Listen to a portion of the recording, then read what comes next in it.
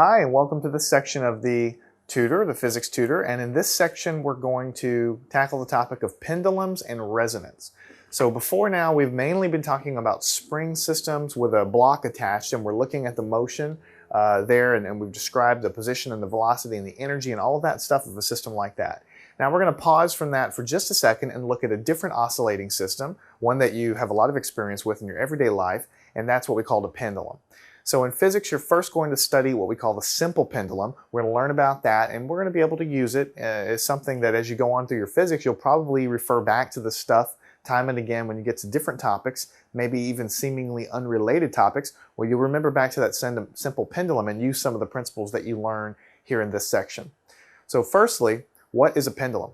It's a fancy name. It just means, literally, some kind of string or rope or chain or something like this that has a certain length, and there's some mass attached to it. And you know from experience that as you give it a swing, it's going to go back and forth, and eventually it's going to slow down. Yeah, eventually, because of friction here in the top at the attach point and the air resistance and all of that, you'll get some slowing down effect. But in physics here and in physics at university level, you're not going to consider any of that friction. You're going to consider that pendulum to swing forever and ever and ever, back and forth, tick tock, just like a clock.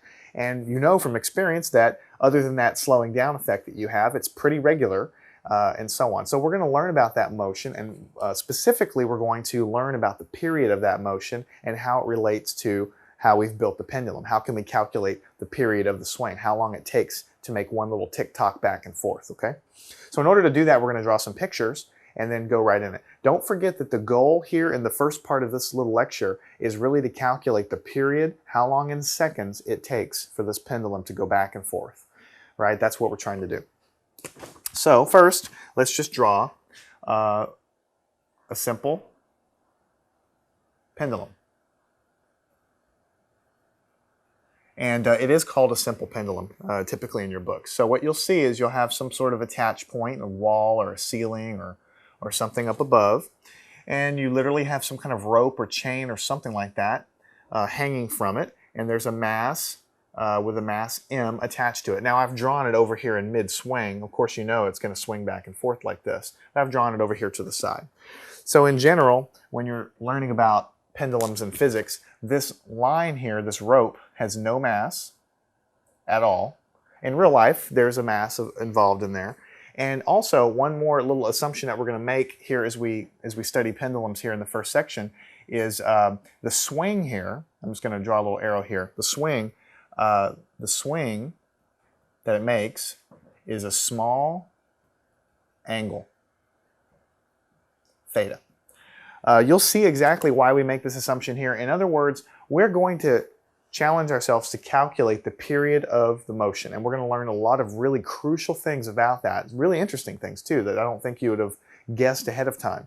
But as you see when we derive it here in just a second, it's really valid for pretty small swings. So if you take a pendulum and you pick it up and make it really high and then swing it, our calculation or our formula that we're going to derive that describes it isn't going to be quite as accurate. But if you take that pendulum and just give it a gentle little swing here near the vertical, then our calculation that we're going to derive here is going to be really accurate. You'll see exactly why that's the case as we derive it. So this is the simple pendulum. I haven't drawn anything other than what you might expect. Now let's draw it again. Just to keep the picture separate, I'm going to leave that one up on the board, and I'm going to draw a new one. But it's basically the same thing. The reason I'm drawing it twice is because I'm going to put the forces here in this one. So over here, I have my pendulum drawn with my mass, just like before, right? So I'm going to go ahead and put the mass right here, mass of the pendulum. Now, of course, when we're doing math, we have to start defining things. So that's what we're going to do here. This is an angle that we call theta, and that's what we're going to use for our calculations. Now, as the thing swings, theta changes, right? So it goes from 0 up to whatever maximum angle it makes, to some other maximum angle here, back and forth, right? But the maximum angle that it makes, we're gonna call it and label it theta here. And just remember, as it swings, theta is changing. As the thing swings, this angle becomes smaller and bigger. All right. Now, what we're gonna do, if you remember back to your incline problems from the last section, we have to split our forces up. So let's go ahead and do that here. So this force down here is the weight of this mass. And so that is mass times gravity. That shouldn't surprise you too much. All right. Now, also, coming up this way, I'm going to try to draw it kind of right next to this. There's a force here, and that's the tension in the line. So you know from experience that the mass on the end of the pendulum has some weight, really mass times gravity. And of course, it's tugging on this string, and so the string is going to have a tension in it. So that's all that you're saying here. And these things are basically fighting each other because the string is holding up the mass. Okay, now this mass is what's this gravitational force is what's causing the pendulum to continue to swing. It's pulling the thing back and forth as you go like this. So to make any progress here, we need to split this force up just like we did for the incline problems.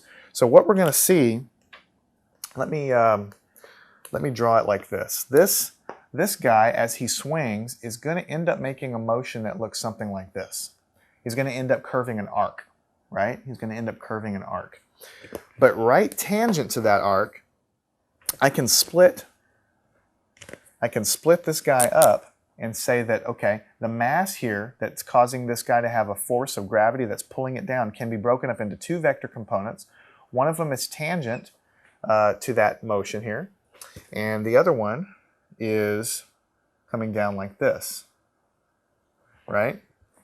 And this is basically just a vector decomposition here. So this angle is exactly the same as this angle here. So don't get too afraid by what I've drawn here. You got to really just do some thinking about this here. You've got a mass, gravity is pulling him straight down, right? Now you can break any vector up into two directions. If you kind of tilt your head over and just kind of look at this from the side, you can see that there's a force down here, but I just choose to break this force up into some force directly along the string and the force, the component of the force that's acting in the direction of motion. Think about that for a second. If you were to have a pendulum that has a string angled like this, and you have a weight pulling it down, so you have the string like this and you have the weight pulling it down, well, some of that weight is going to be pulling in the direction of the string, and the other part of the weight is going to be the part that pulls it in the direction of motion. This right here is the force that's actually pulling it along in making that curved path. This is gravity. This component of this force of gravity is what's pulling it this way. This component of the force of gravity is just balancing the tension in the string, okay? So this is exactly like way back when you had your incline problems and you had a block on an incline, you had to draw the forces parallel to the plane and perpendicular to the plane. This is exactly the same thing. All right, so now hopefully you understand that. What this is going to be, this component is going to be mass times gravity times cosine of theta. Because if you tilt your head, you have to sort of tilt your head. This is the hypotenuse of the triangle. So this is mg right here times cosine of this angle is going to chop it in this direction. So that's this. And if that's the case, then over here, this is mass times gravity times sine of theta. Because if you, again, tilt your head, this is the hypotenuse. This would be the sine right here, which is exactly the same as the other side here. So make sure you understand here, it's a simple vector decomposition, mass times gravity, cosine theta, mass times gravity, sine theta, and of course this dotted line is the same as over here. So you're just taking this force and splitting it up into the two directions depending upon the angle that you're actually at. All right, one more thing I need to write down, and then we'll be ready to go. This distance that you sort of travel here, it's not a straight line, it's an arc, right? So if you remember back from Physics 1, you should remember the concept of the arc length, right? And the arc length was defined as S, we use to define the arc length. Just, it could be any variable, we call it S. And it's called L times theta, okay? L times theta, where L is the distance right here, so we'll call this L, the distance of the string, basically. The radius, in other words. In other words, you might have seen it in physics as S is equal to R theta, where R is the radius. So if you're tracing out some kind of a semicircular path, R theta is the distance along that path. So whatever R is here, in this case we've labeled it L because it's the length of a piece of string, we call it L. However many degrees, actually it's radians, however many radians that you travel in this direction, you multiply them together and you get the distance that you move. Make sure you understand this drawing. It's really, really important that you understand this drawing. So let's take it from the top. You've got a piece of string and it's got a mass attached to the end. It's making an angle theta with the vertical. We decompose this mass. Mass times gravity is acting this direction, but we decompose it into the force acting along the string and the force acting perpendicular to the string. This force perpendicular to the string is actually the force pulling the thing this direction. This force parallel to the string is the one that's actually balancing the tension in the string, so that you're balancing and holding the weight up there. Okay? Now, as you do this motion, you're tracing not a straight line, you're tracing an arc, so you have to use the arc length. The distance this pendulum travels along this arc is equal to the length of the string times the number of radians you actually travel. So as you go from here to here, you can calculate the distance that you go. Now that we've got a good clean drawing here, I'll go ahead and kind of put a little dividing line here. Now we have a good clean drawing of the system. We need to try to see what we can learn about this. So the restoring force, which is the force that's really causing the motion to happen. In other words, the force that's causing the thing to move back and forth. We already talked about it. F is equal to negative mg sine theta. I already told you that. I said this force here, mg sine of theta, is the one that's pulling the mass this way. Now, as you pass the vertical over to this side, mg sine theta will point this way because gravity's pulling it this way. So it'll go back and forth and back and forth. The negative sign, don't worry about that. That just means that the force is opposite of the displacement. So if I pull the thing this way, the restoring force pulls in the opposite way. If I pull the thing this way, the restoring force pulls in the opposite way. Exactly the same as Hooke's law. Negative k times x. The force of the spring is always pulling opposite the direction that you pull it. That's all that this negative means. So this is what we call the restoring force. I'm just writing it down. Nothing more than what we said here, so there's nothing new here. All right. Now, we already talked about the arc length of the motion. I'm just writing down some things here that we're going to organize ourselves. S is equal to L times theta. The distance that you travel along this arc is equal to the length of the string times the angle in radians. All right. Now, here we go and finally get to the point where we're doing some derivations, okay? For small angles, this is what I told you in the beginning. It's really valid for small angles, relatively small angles. What we know then is that instead of, in fact, let me go ahead and change colors because this is kind of important. Instead of F is equal to negative mg sine theta, what you really can say is F is approximately equal to negative mg theta. In other words, for small angles, sine theta is relatively equal to theta itself. So if you take in your calculator and you take sine of a small angle, something close to, very, very little angle, and you actually take that and you put it in your calculator and you get the answer, you're going to find out that the answer that you calculate is pretty close to theta itself. As you move farther and farther away from 0 degrees or 0 radians, and you take the sine, and by the way, this is always in radians when we do these sorts of things here. Sine theta is relatively equal to theta. That's all in terms of radians, never in degrees. When you get far away from 0 radians, then the difference between sine of theta and theta itself is going to be greater. This is not something that you should know necessarily. This is not something that you should say, you beat yourself up because you don't realize that that's the case. This is something that in physics, sometimes you make simplifying assumptions in order to help you solve this problem.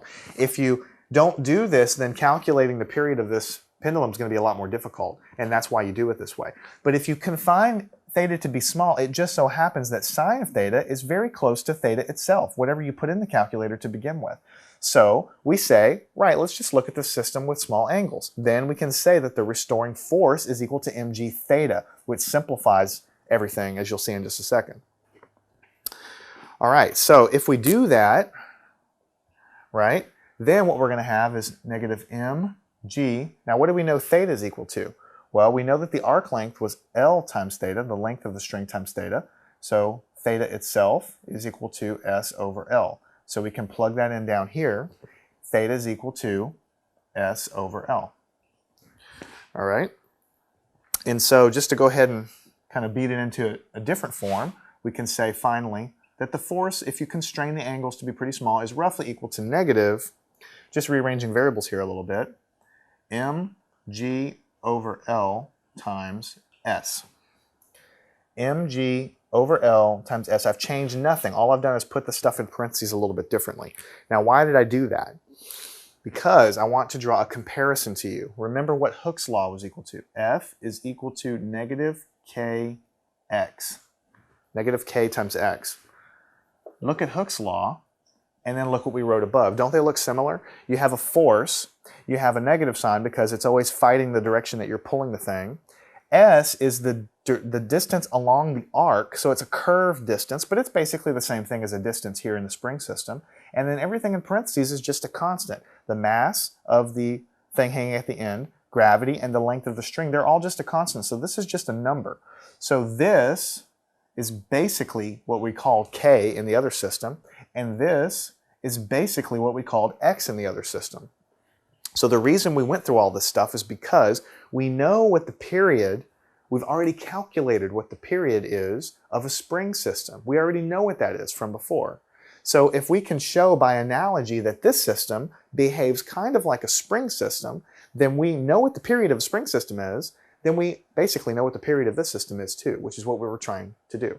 So remember, from Hooke's law and from the spring systems that we talked about before, what we basically said is that this looks like Hooke's law with K equal to mg over L. We basically said for this system, K, quote unquote, the spring constant, if you want to pick one, is basically going to look like this. And so from Hooke's law and the spring systems, the period of those systems, if you remember back from section 1, 2 pi square root m over k. Now from this system, we basically said, well, this system sort of behaves like a spring system with k is equal to this. So we can just substitute that and we've gotten our answer. 2 pi times the square root of m over k. But k is mg over L. mg over L. The masses cancel out. So at the end, the period here is 2 pi times the square root, and you have g over L here on the bottom and 1 on the top, so you can kind of flip it over. So you have L over g. That is your answer. Now, I could have just given you this. I could have just wrote it down. And in fact, you can just memorize this if you want to. That's fine. This is the period of a simple pendulum. But I chose not to just write this one down because it's really illustrative to look and see where it comes from, but also you're probably going to be asked to derive it on your test, or very likely could be asked to derive something like it on your test. So it's good to know some techniques of how this stuff works. Plus, if you throw too many equations out in the open to people, whenever you get into physics and you start getting hit over and over and over with equation after equation, you start to think that there's so many equations and it's so complicated because there's so many of them. But if someone just takes the time to show you that a lot of these equations just come from each other and they're just sort of subsets of each other, or they can be done by analogy and they're kind of similar, then suddenly physics becomes a lot more, well, it sounds cheesy, but beautiful or elegant, because there's really only so many equations and different systems sort of can behave in a similar way. Just like this one. There's no spring in this system. So why do you think the final result is going to look anything like a spring system? I mean, there's no spring going boing back and forth like this. I mean, there's an angle here, there's angles, there's all kinds of things that are different. But the reason it looks like a spring system is because fundamentally you have a mass and you have a restoring force that's trying to pull this mass, and when it passes the vertical, that restoring force changes direction to pull it back. So that causes the simple harmonic motion to happen back and forth. Exactly the same thing that's happening in the spring, back and forth, the potential energy being stored there. Okay, so what we did is we broke the components of the force out. We said that the restoring force pulling me back was mg sine theta. We said that the distance traveled along the arc was L times theta. That just comes from the arc length formula from before. Then we constrain it to small angles so that we can write the force as mg theta, because theta is equal to sine theta, roughly so, at small angles. Then we take theta and we substitute what we found from the arc length, S over L, and then we arrive at something that looks exactly like Hooke's law. The restoring force pulling me back is equal to negative constant times basically a distance, but it's a curved distance. So for small angles, you can approximate this just like Hooke's law.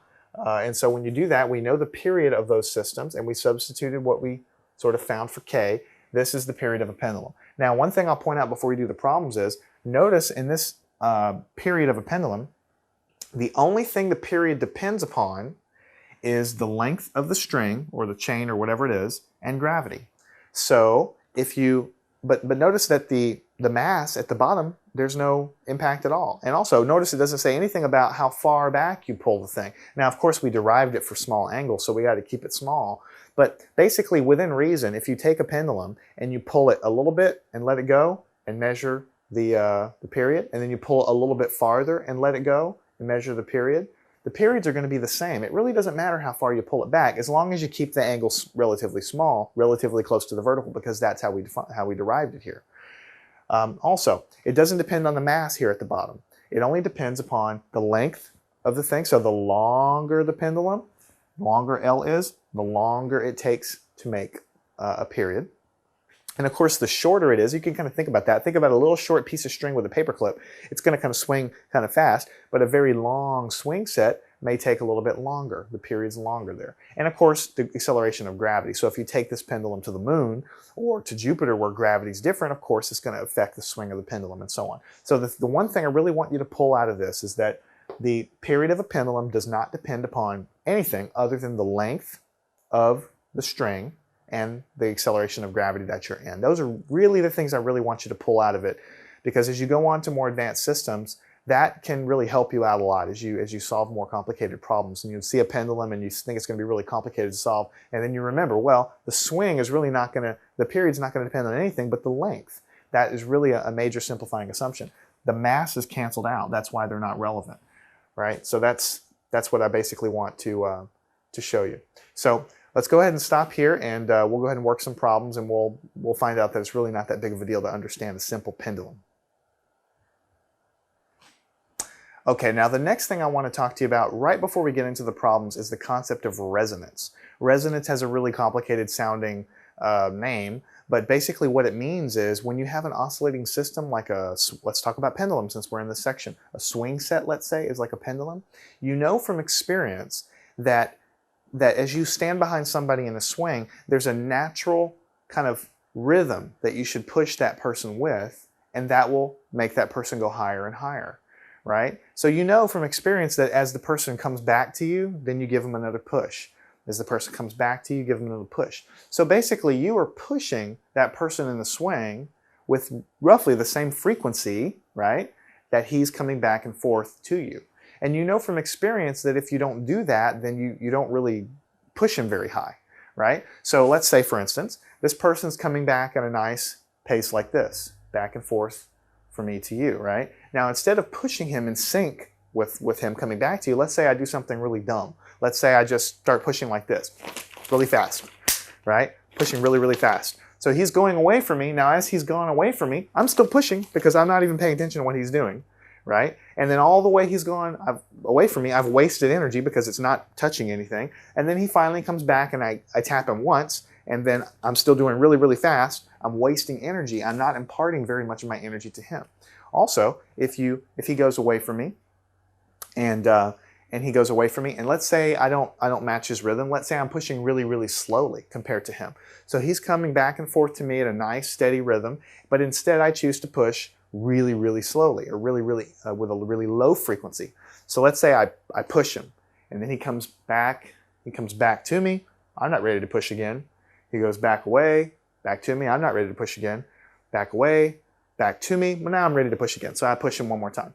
And then 3 more times he swings, and then I push again. So my frequency that I'm pushing him does not match the frequency that he's swinging at. You know from experience that he's going to slow down. He's not going to get to a very high frequency or a very high swing back and forth. Only when the frequency of my pushes matches the frequency of his swinging back and forth is when I can deliver maximum energy to that person. That is called resonance. When I deliver energy to something efficiently at the same frequency, that is, in the simplest case, what resonance is. So let's write a quick definition. Resonance. Okay? So every mechanical system has a natural frequency. In the swing, we don't have to look at those frequencies that he goes back and forth, but every system has a natural frequency, such as a pendulum.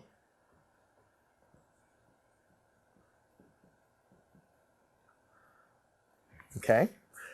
If you put energy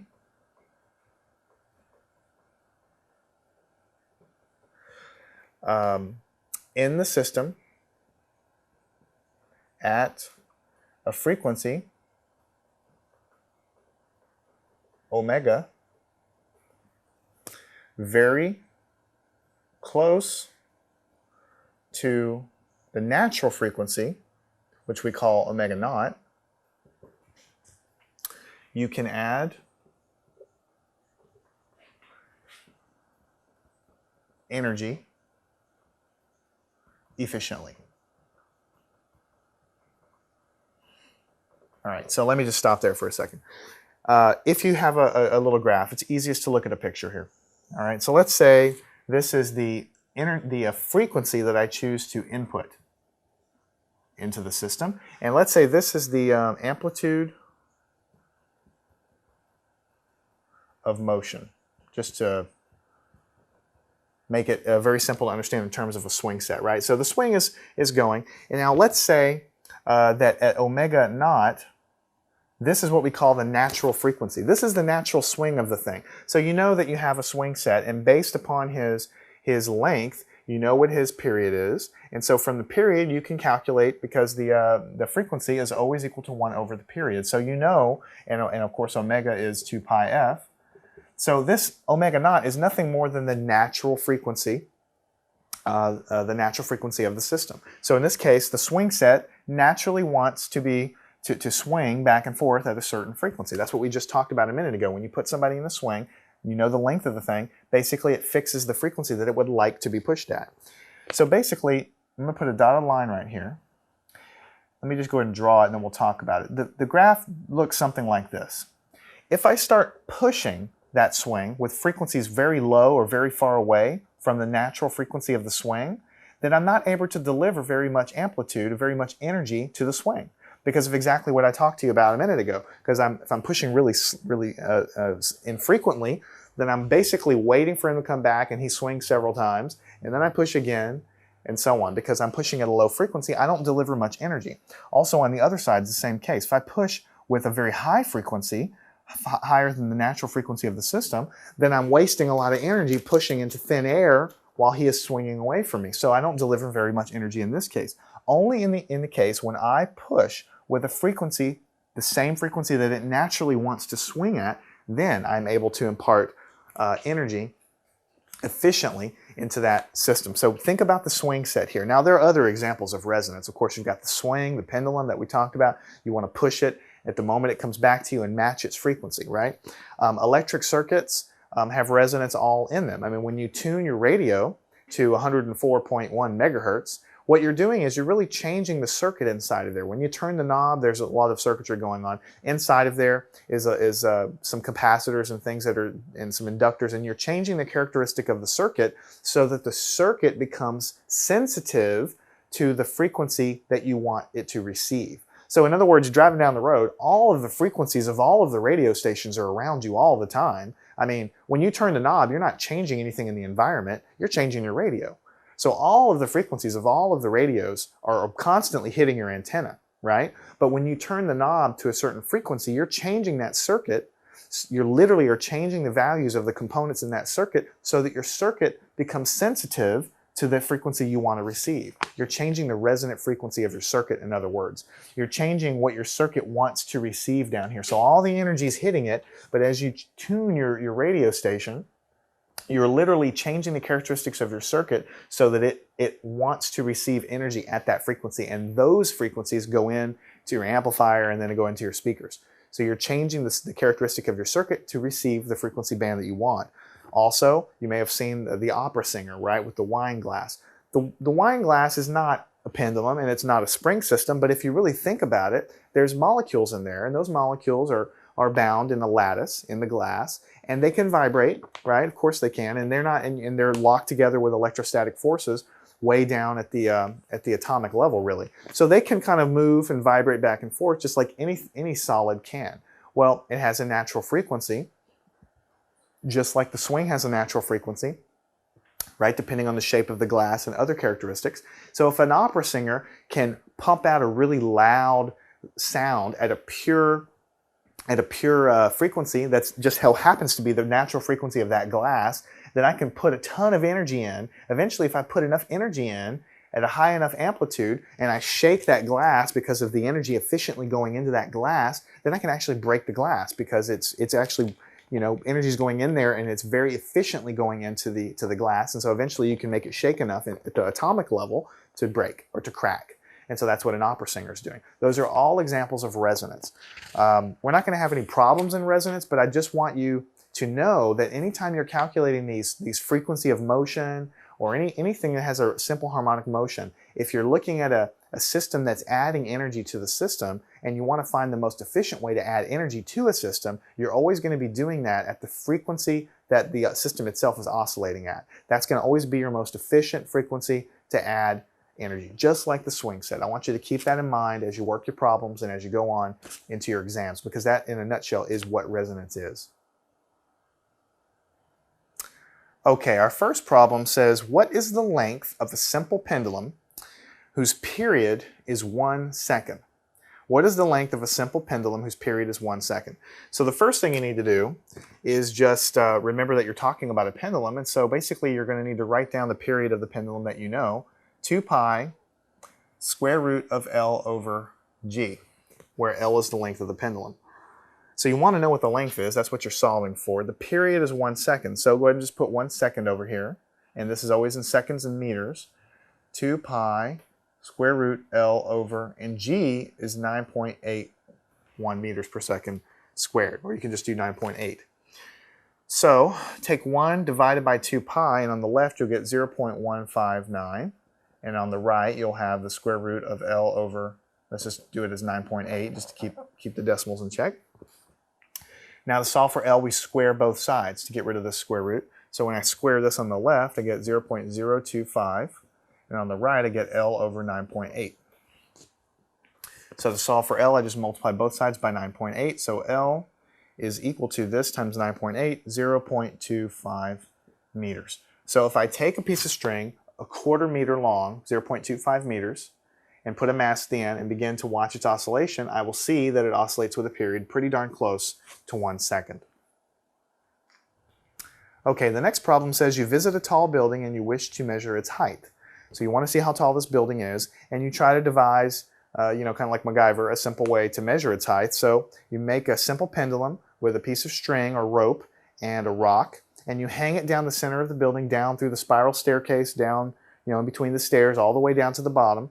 And you measure the period of motion there as you swing that pendulum back and forth gently as 9.4 seconds. Question is, how high is the building? This is a really simple way to measure the height of a building, by the way. You just take the string, hang it down to the bottom, and then gently measure how long it takes for that pendulum to make one complete cycle, and then you know what the period of the pendulum is.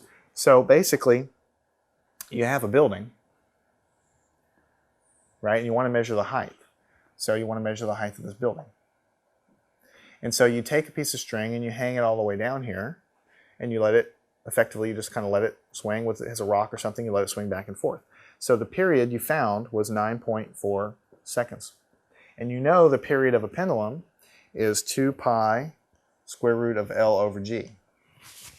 So all you do is you put your 9.4 seconds in here, 2 pi square root of L over, and then gravity is 9.8. So it's really the same thing as last time. 9.4 divided by 2 pi is going to give you 1.49, is going to equal to whatever the right-hand side was, L over 9.8. Now we want to square both sides to begin to isolate L. 1.49 squared is 2.24, is equal to L over 9.8. And then finally, to isolate L by itself, you just multiply both sides by 9.8. So the length or the height of the building in this case is 21.9 meters. 21.9 meters. So it's a real simple way to find the height of a building just by doing a simple pendulum. Second part of the problem just basically says, for this measurement, does it matter exactly how far you pull back that pendulum at the bottom to do this measurement? And so you need to really think about this. There's no math to do, but you need to think about the fact that for the pendulums, the period is completely independent of how far back you pull it, as long as you're reasonable and keep it, small angle? So the answer is no, it doesn't depend on exactly on how far you pull it back. So you just hang the thing down, go down to the bottom, give it a gentle pull, and see how long it takes to come back to you, and that's the time that you use. That's the time that you use. So it is not very sensitive to exactly how far you pull it back. Okay, our next problem says a pendulum clock is built on Earth, but then you fly it and you take it to the moon. Okay? First question is, does it run fast or slow on the moon? In other words, is the time going to lag or lead on the moon? And so really what you need to remember is it's a pendulum clock. So just for easy to think about, you want to think about every little back and forth motion is like 1 second, let's say. Tick, tick, that's 1 second. Tick, every time it comes back to you, it's 1 second. And so you take that to the moon, you want to know, is it going to run fast or slow? Well, you need to go back to this period that we've been talking about the whole time, 2 pi square root L over G. All right, now what happens if I take this to the moon? If I take it to the moon, and by the way, the moon gravity, G moon, is given as 1.63 meters per second squared. So it's less than the 9.8 that's on the moon. So if I go to the moon, if G goes down, which of course it does on the moon, then that means that this number goes down, gets smaller, and that makes this whole radical get larger, so the period goes up. So if you think about it, if you take it to the moon, the gravity goes down, but the period goes up. That means that it takes, on the moon, it would take longer to make 1 tick, right? So on Earth, it's like tick. On the moon, it's taking longer to do that because of what we're seeing here. The period is longer. So if it takes longer on the moon for every tick to happen, that clock's going to run slow. On Earth, I'm going to have some good, nice ticks, and I'm going to tick through my minutes and everything. But on the moon, everything's taking longer, right? So it's going to increment the minutes and the seconds much slower. So the answer, it's going to run slow on the moon. All right? So the second part of the problem, we're going to quantify that. The second part says if a clock reads 12 a.m. exactly on the Earth, what will it read after 1 Earth day if you take it to the moon? So another way to do this is to have 2 clocks, okay? You put one on the Earth and one on the moon. Now you start your stopwatch at that moment and you say, okay, it's 12 o'clock a.m. exactly. Now after 1 Earth day, 1 Earth rotation over here, should be 12 o'clock again the next day on Earth. But on the moon, we know the clock's going to run slow. We know it's not going to quite make it that far because every tick is taking longer, right, on the moon. So we want to calculate what time that clock is going to show on the moon. So we have everything to do that because we know that every tick is 1 second, let's say, and we know that they're going to slow down. So what we need to do is as a first cut, let's figure out how many seconds are in a day, because then we know how the period is going to change on the moon. So let's see what progress we can make. So for 24 hours, right? For 24 hours, let's see how many seconds that really is. So 1 hour is 60 minutes, and 1 minute is 60 seconds, right? And so we did our unit cancellation properly here. So 24 times 60 gives us 86,400 seconds. 86,400 seconds. That is how many seconds elapses on the Earth clock. So what we want to do is figure out how this is going to affect the clock on the moon. So we want to compare the periods from the Earth to the moon. So the period on the Earth clock as compared to the period on the moon clock, let's see how they compare. The period on Earth is 2 pi times the square root of L over 9.8 because you're on Earth gravity. And the period on the moon is 2 pi times the square root L over moon gravity, which we said was 1.63. So the bottom line is the 2 pi's are going to go with the 2 pi's. These L's are going to cancel with the L's. So in the end, what you're going to have is giant square root. You're going to have 1.63 divided by 9.8. And to see that, this L cancels with this. So this is 1 over 9.8, 1 over 1.63. So you can kind of flip it and multiply. So you're going to have the 1.63 on top. So when you do this math, and you don't even have to do this, you can just put this in your calculator if you want, then this ratio, which is really what I'm trying to get you to say, is that the Earth period compared to the Moon period is equal to 0.408. All right, so in words, so this is really important. This is crucial. We haven't gotten the answer, but this is crucial. So what this means is each Earth tick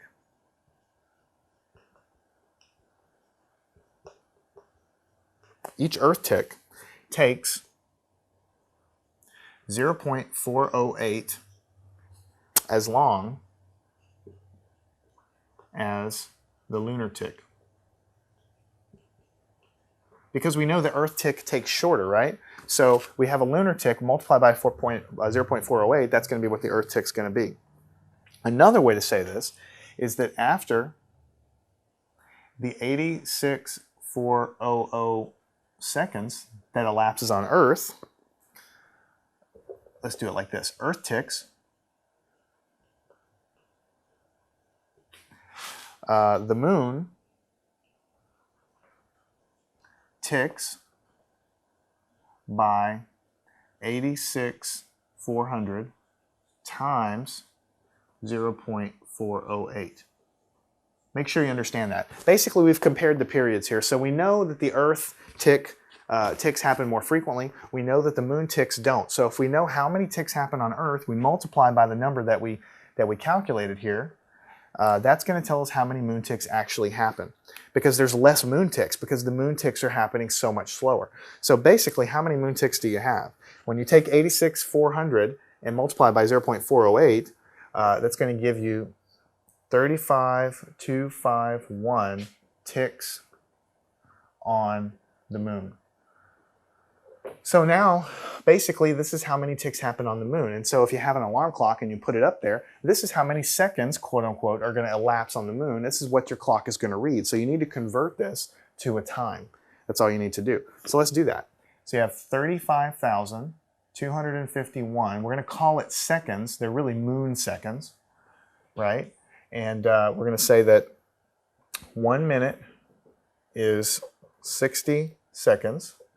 And we're going to say that 1 hour is 60. 1 hour is 60 minutes. Because we want to convert to hours, because I want to see how many hours has elapsed. Because I'm trying to find out how what the clock will read. That's what the question said. What will the clock actually read? So when I take 35,251 divided by 60 divided by 60, I get 9.79 hours. So 9.7 hours has elapsed in the moon clock. That's what it's going to read, but we want to convert that to a time. So we want to remember that the 9, because that means it's basically 9 a.m. The clock started at 12 a.m., so 9 hours have elapsed, so it's 9 a.m. There's 0.79 minutes left over. So let's look at the 0.79, that's 0.79 of an hour left over. Right? 0.79 of an hour left over, and I want to convert that to minutes and seconds. So I know that 1 hour is 60 minutes. Okay, I know that 1 hour is 60 minutes, and I know that 1 minute is 60 seconds. Okay, so minutes cancel with minutes, hours with hours. So over here, what you're going to find out is that 0.79 of an hour times 60 times 60 is going to mean that 2851 seconds are left. So all I'm doing here is I calculated the number of seconds, I converted it to 9.79 hours, but I can't leave it in this form because the problem didn't ask for that. It asked, what does the clock read? So I know 9 hours have gone by, 0.79 of an hour remains. This 0.79 of an hour is this many seconds, okay? That's the only reason I did this calculation, to find out how many seconds were left. So let's look at 2851 seconds, and let's see how many minutes that is.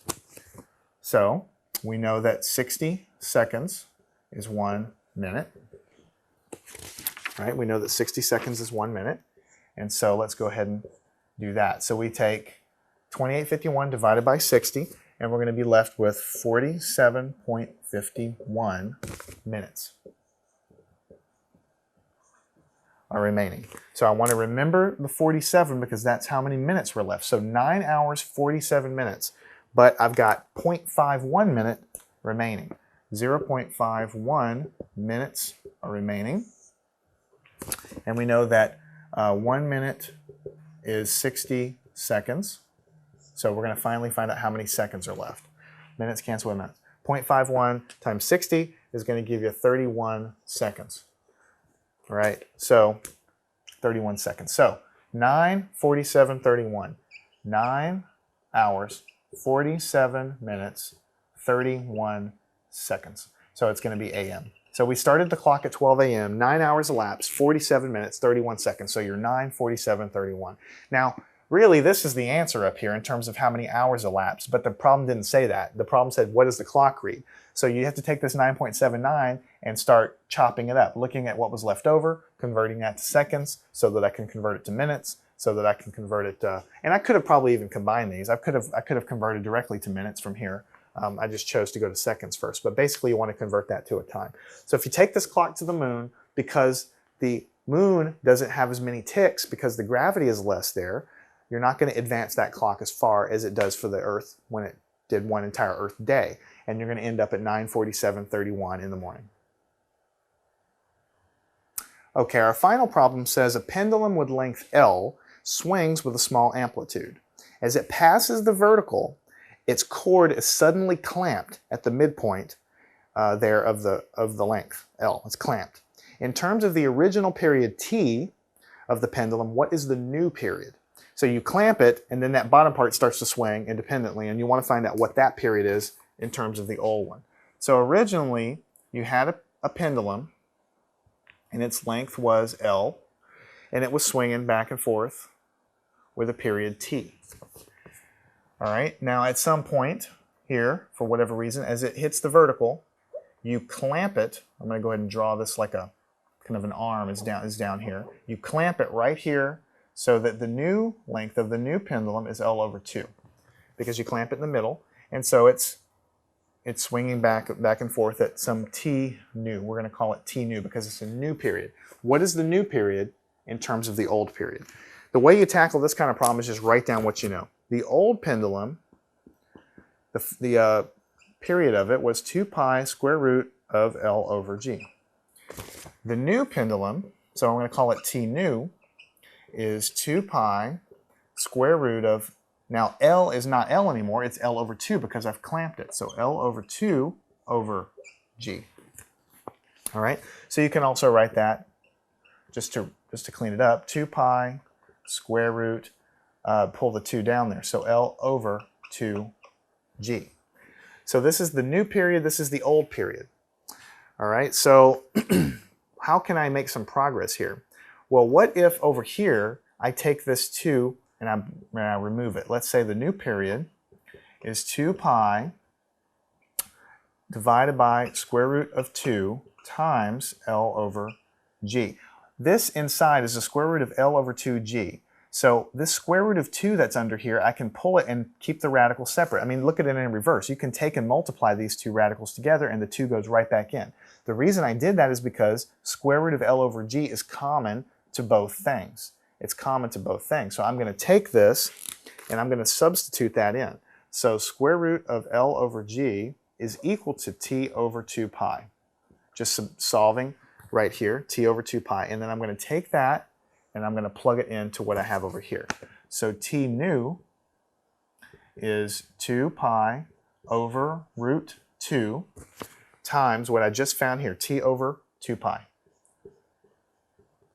And what you will find is the 2 pi's cancel with the 2 pi's. So the new period is T over square root of 2.